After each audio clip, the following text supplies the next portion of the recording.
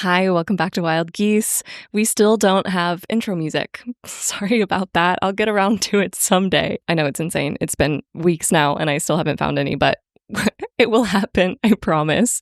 I'm really excited about today's topic. We're going to be talking about the intersection between your creative energy and your sexual romantic energy, aka eros.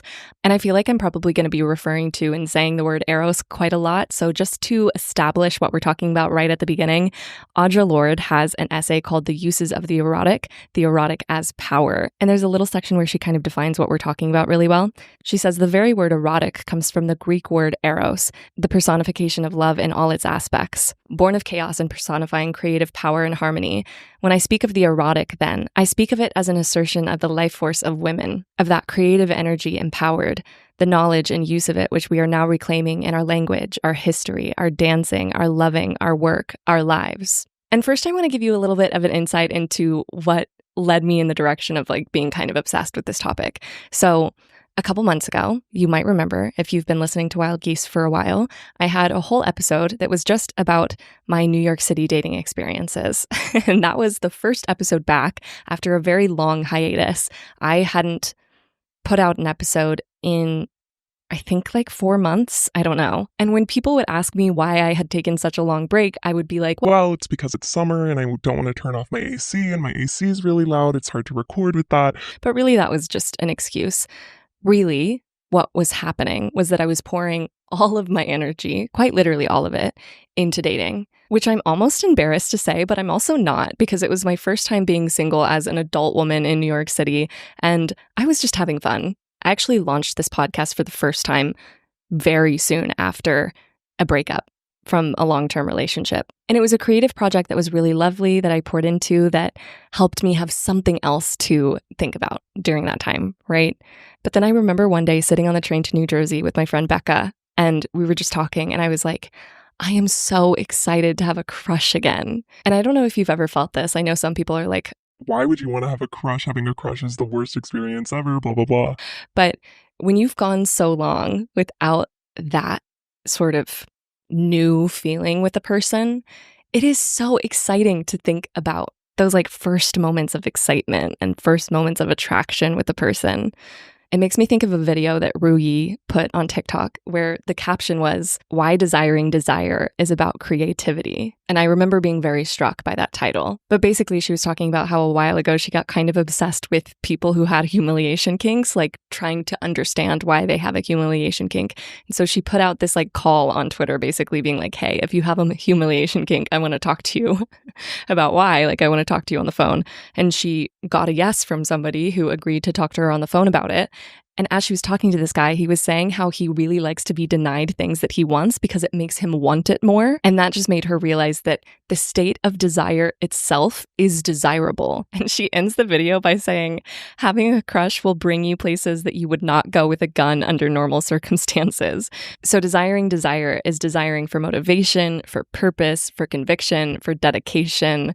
Okay, so I don't know that I had that insight when I was saying that I wanted a crush again. I think I was just remembering that sort of high that you get from liking a new person and feeling the sort of energy between you and a new person for the first time. And I was really craving that. So I dove into the dating scene. And if you want to hear more about it, there is a whole deep dive episode about it, and I'm not going to get into that here. But in my pursuit of a crush and desire and all of that, I completely abandoned the podcast. Not only that, I also abandoned my business in a way. I mean, I was still working with clients, but I was not marketing my business. I was doing the bare minimum that I could in my career. And you know what? I wouldn't take it back. I was having a lot of fun. I was learning a lot about myself. It was a period of my life that I think I did need. But in doing that, I was also giving these people a lot of power over my life without really realizing it because I was abandoning my creativity. It was really interesting because I had a guy who I had been talking to for a couple of months ghost me back in November. But right before he ghosted me, it was almost like he handed me the keys to get the hell over it without really realizing it. This guy was a music producer. If you listen to the dating episode, you've heard the story already. But he was a music producer. He had a couple of demos on SoundCloud, and he knew that I wrote lyrics. So he sent me the demos and was like, please write lyrics to these. And the fact that he ghosted me right after I shared the song with him did make me spiral a little bit about like, oh, was the song that bad? But in writing lyrics to this guy's music, I was like, oh, like I got that like hit of creative satisfaction from creating a piece of music. And this was happening at a point where I wasn't even like romantically talking to this man anymore. He was just a man that I had dated for a second and wasn't dating anymore, but he was asking me to write lyrics to his songs. And there's also something to be said, and something that I've been thinking about more and more, is that sometimes people that you're having situationships with, or like maybe it starts as something romantic and then something comes about that makes it clear that you actually aren't compatible in that way. Sometimes those people that you feel that attraction to are meant to be creative partners. They're not meant to be romantic partners. And romantic partners can also be creative partners. But some of those people that become like these heart-wrenching situationships, they should have been your creative partner. And I think that that was the case with this guy. And if he would have had the emotional capacity not to ghost me, maybe we would have been very strong creative partners to each other. But alas. Anyway, so that situation really just reminded me what it feels like to feel that sense of creative satisfaction. And around the same time, I saw a post by a woman named Rosie Ramada, who is a music producer. And she wrote a whole post about creativity and how to dive into your own creativity. And I'll pop some screenshots on the screen if you're watching this on YouTube or on Spotify. But basically, she was just talking about how if you dedicate 1 hour every single day to improve one skill, you will get better at that skill. Like it's just inevitable. And so after writing lyrics to this song, I was like, okay, I'll do this for songwriting. For a couple of weeks, I was doing this with songwriting. But then at a certain point, I was like, Anna, you have this whole creative project that you've completely sidelined for so long. Like, what if you did this and you said, okay, I'm going to dedicate 1 hour every single day to the podcast that I completely poo-pooed when I jumped back into dating. And all of this was happening as I was moving through the hurt feelings and weird limerancy stuff of being ghosted by this guy. For anyone that's not chronically online, I'm just going to read the definition of limerence.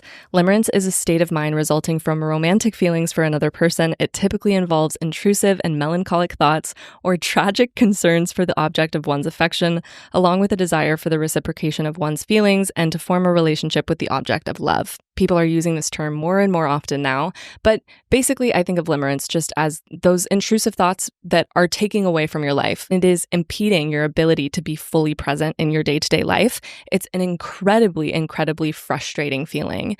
So I was clocking that this was what was happening to me because of this experience, and I just had a feeling that if I really dove in and did this and said, okay, I'm going to devote 1 hour every single day to my podcast, then I can tap into that feeling of obsession, but transmute it into something that I actually have control over, something that is actually mine. And so that's what I did. I started to dedicate real time to this creative project of this podcast. And yeah, the first episode back for this season was a silly little episode about my dating life, right? But then from there, because I was dedicating so much time and energy into it and building up that sense of obsession towards my own project, the feelings of limerence about this guy very quickly dissipated. And I have been in situations where I've had those feelings of limerence about people in my life, and it has gone on and on and on in a way that is devastating. Like it takes away so much energy from your life. And around the same time, right when I was starting to get into this practice of doing this, I also saw another TikTok.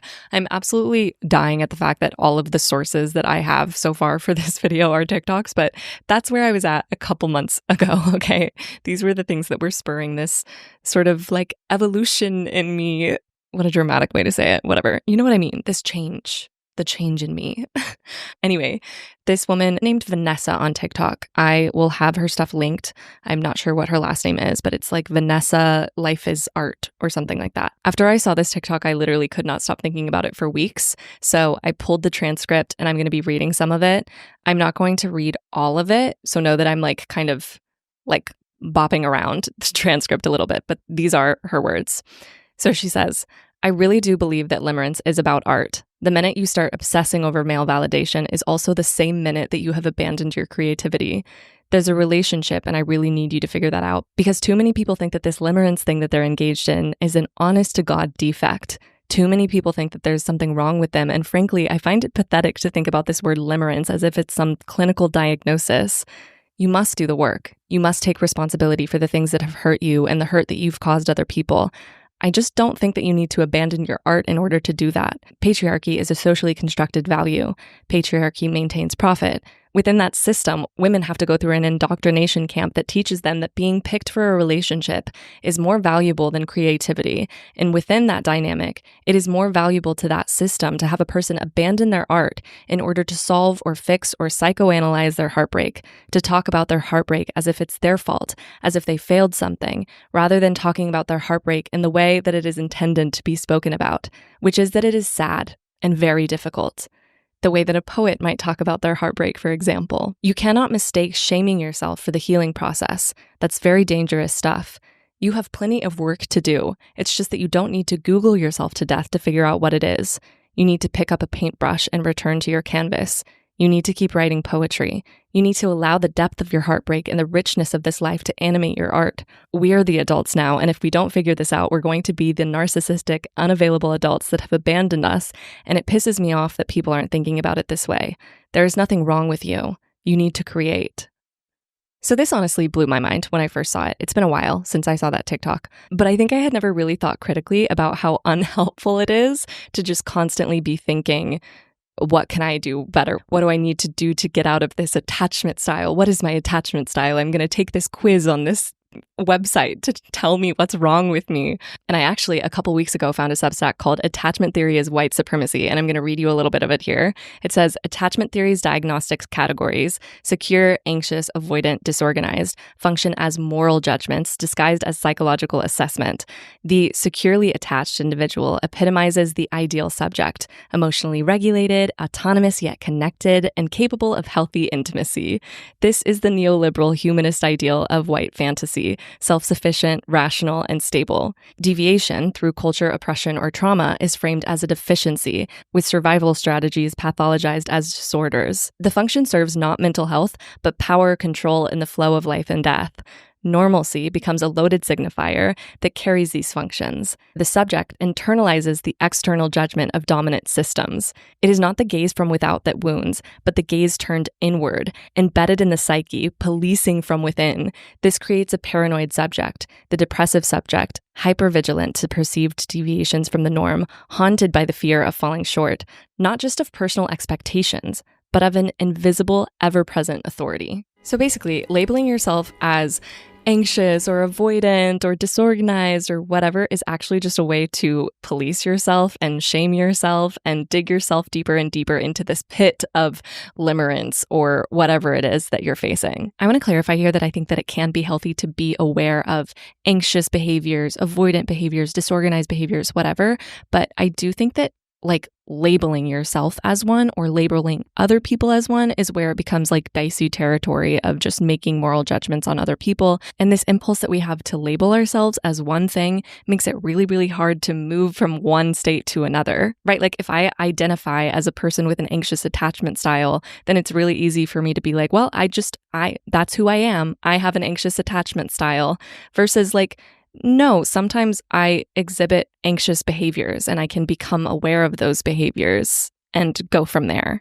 Hopefully you get the difference that I'm talking about. And look, I know that last passage was a lot. So just to put it in a real world example, I genuinely think that when that guy ghosted me and I started to experience all of these kind of obsessive thoughts where it was taking away from my life, I don't know, I was trying to hang out with my baby niece and I was having obsessive thoughts about some dumb guy. That is the type of thing that is so irritating and does take away from your life that's right in front of you. And in the past, when I have experienced heartbreak, I have done the thing of well, I need to heal. I need to meditate through this. I need to evolve into the most perfect human being, the most healed human being, and then this won't happen to me again. And I could have fallen into that this time around. And I genuinely think that if I would have been well, maybe it's because I did this thing that made me made it very clear that I have an anxious attachment style, blah, blah, blah.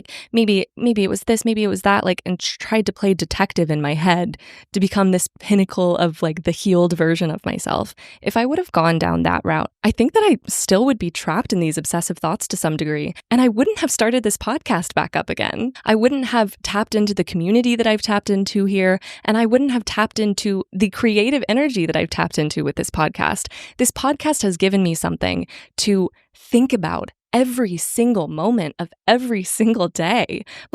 I'm doing bi-weekly episodes, but I promise you, every single day between these episode releases, I am thinking about the next episode. I'm thinking about what I want to say. I'm changing my opinions along the way. I feel completely absorbed in this with you. And I think if I would have let the feelings of hurt and confusion lead me further and further away from my creative outlet, I would just be deeper and deeper in the pit of that and the need for that male validation, because I wouldn't be getting the sense of presence and wonder and awe from anything but that. Going back to Audre Lorde's uses of the erotic, she says, "In touch with the erotic, I become less willing to accept powerlessness or those other supplied states of being which are not native to me, such as resignation, despair, self-effacement, depression, self-denial. And yes, there is a hierarchy. There is a difference between painting a back fence and writing a poem, but only one of quantity. And there is, for me, no difference between writing a good poem and moving into the sunlight against the body of a woman I love." So I guess all of this to say is that feeling of presence that you're looking for,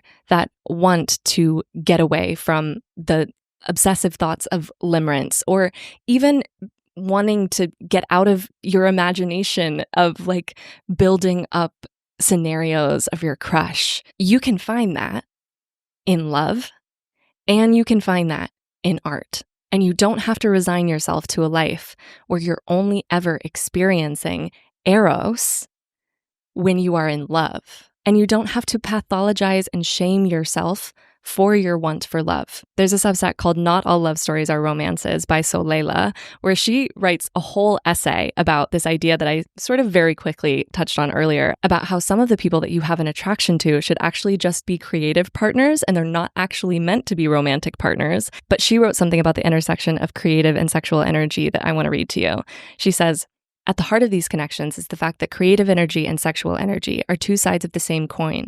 Both are life forces rooted in passion and the desire to bring something into existence. This overlap often creates confusion. People mistake the intensity of creative alignment for romance or sexual attraction because it feels just as powerful. But these connections aren't necessarily about physical intimacy. They're about the alchemy that happens when two people come together and create something larger than themselves. Sometimes that creation is art. Sometimes it's a deeper understanding of the world or of yourself." I was actually with my friend the other night at a bar, and she's newly single, back on the dating scene in New York City. And we both were talking about how the next love that we experience, we don't want it to be something that takes away from our sense of self. We want it to be something that is generative. And there's a Substack called Love, Love, Love, and Everything in Between by Still Yearning that encapsulates this really beautifully. It says, "I want love. Of course I do. But I fear what it takes from me. I fear the way I let it rearrange me, the way it demands space in my mind even when I fight it. I fear how I lose myself in the wanting. I used to think love would arrive with certainty, that I would just know, that love would be an unshakable thing, a home I could step into without hesitation. But the truth is, love has always been complicated for me. It arrives tangled in longing and doubt, in the push and pull between wanting closeness and fearing what it might cost me. And this is so real because even when it's not a limerence situation or a heartbreak situation where you're thinking about a person that has hurt you or wronged you in some way, sometimes you're thinking about a person that you have a crush on. And having a crush is an intensely creative experience. It's so much in your imagination, right? You're like building up so many scenarios in your head of what could be. But even that excitement, even that pull that she talks about in that Substack can be a force that pulls you away from so many other things that you care about. And if you're not really conscious of this as you're falling for a person, it's so easy to just pour your whole life into them and abandon everything else. Abandon your podcast, abandon your business, abandon your friends. I don't do that. I never abandon my friends. My friends are always top priority, but I will abandon my projects. My projects will be the first thing to go, but not anymore. You know, I'm at a point in my life where this podcast has been such a grounding thing that I'm genuinely, like, every single day in this state of awe and confusion and wonder about this podcast, about what I'm creating here, about what I want to say next, about how it's going to change today versus tomorrow. But there are days, I will tell you, as somebody that likes somebody right now, that it has to be a conscious effort to pull my energy back and put it into this project. And I think that if you are not thinking of these things and you're just going full force into romance, that's when I think romance has the capacity to take more from you than it gives. So they have to work in tandem, I think. And I'm going to leave you with a little anecdote that might not make any sense at all. And if it doesn't make any sense at all, that is totally fine. I feel like maybe I will sound crazy right now, but hopefully after listening to this whole episode, you kind of smell what I'm stepping in. Okay. So I was at a park the other day having a picnic with someone and we were drawing. And first we were doing this little activity where we were like, okay, draw your dream restaurant. So we were like inventing a little dream restaurant. And then after that was done, we were kind of deliberating what to draw next. And the person that I was with took a moment to kind of deliberate and then perked up and he said, "Oh, you don't have to invent. You can just see." And he meant it very literally because we were inventing a restaurant a second before. And now he was like, oh, I'm going to actually just draw the people that are right in front of me having this picnic. Like, I don't have to invent anything. I can just see what's right in front of me. And I thought that that was so profound in the moment.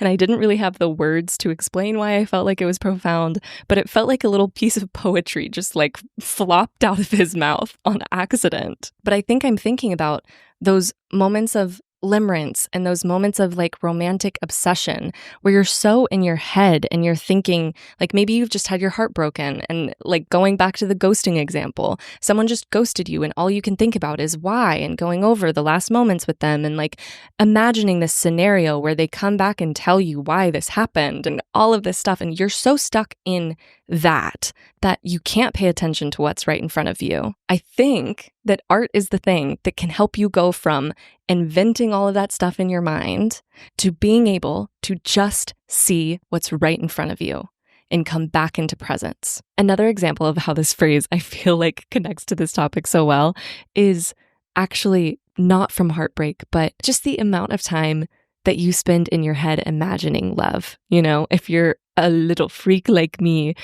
you have been picturing this great love story in your head from the time that you were very small. And that won't be the case for everyone, right? That's not how everybody's brain works. That's not what everybody thinks about. But for me personally, that is the type of thing that I dreamt up, you know, for so many years. It's why there are so many romance novels out there. But I think about the authors of romance novels who were probably like plagued with the plagued, whatever a dramatic way to say it, but they were probably just constantly having these like thoughts of love and these images and stories playing out in their mind, and it's all just their imagination running wild. They could either let that torture them and be like, oh, that's not right in front of me, you know, like they could either sit in that and let it just be a fantasy in their head that makes them feel bad about the fact that it's not right in front of them. Or they could write it down and make it something that is right in front of them that they can just see. They can paint what they're seeing. They can make it something that they can just see. I hope I'm making sense. I also think that this applies to the moment when you are actually in love. I saw a TikTok the other day where somebody was asking, I think their husband, what it feels like to fall in love, what it felt like for him. And he basically said, like, it felt like all of the things that I had imagined in my head were actually happening in real life. And so being in love creates this moment where you go from invention to just seeing what's right in front of you. And if you stop making art right in that moment when you fall in love, that's such a missed opportunity to capture what you're seeing and feeling and be able to look back on it years from now when maybe that love is no longer there. Maybe it is, but like art can be a little time capsule for you so that you don't spend your entire life in the moments when you're not in love in your head. You can actually be here now. It's an opportunity to reclaim that energy, even if it has to be a conscious, effortful thing. And I also just think that that phrase is profound, even if you're just talking about creativity, because creativity and romance offers you this opportunity to bring something that has been in your imagination and make it something that you can actually just see. And maybe I'm making no sense at all right now to anyone but myself. I tried to explain this to someone the other day and they were like, what are you talking about?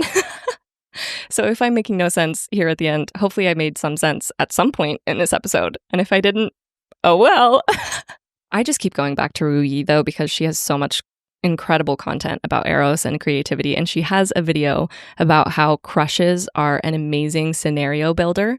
And she talked about, I can't really remember, it's been a second since I've seen this TikTok, but she talked about how she had this crush at one point in her life and she kept seeing this image in her head of like frolicking through a field with him or something. And then she made a piece of art about it. I'm very loosely referencing this TikTok because it's been so long since I've seen it. But what I remember more is the caption. She put in the caption that at one point someone kissed her in a way that she didn't like. And she used that as inspiration to make like a mini flog to whip him with. And then she put that on her keychain. So I don't know. Anything can be inspiration for your art, and all of it can be silly and weird. But use it as a way to reclaim your energy and your presence as you're going through love and heartbreak. And I hope that's helpful. And if it's not and this made no sense, cheers to that. I don't know. Okay. Love you guys. I'll see you in 2 weeks.